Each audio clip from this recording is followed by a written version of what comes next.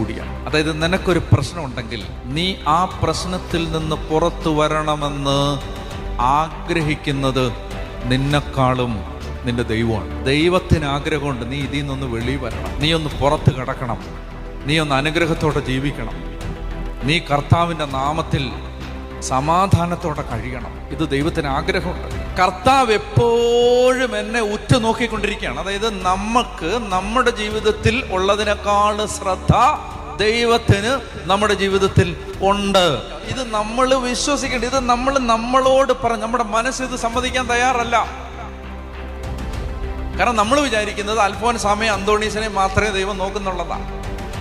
നമ്മുടെ വിചാരം ഗീവർഗീസ് പുണ്യാളനെയും ബഹനാം പുണ്യാളനെയും മാത്രമേ ദൈവം കാണുന്നുള്ളതാണ് നമ്മുടെ വിചാരം.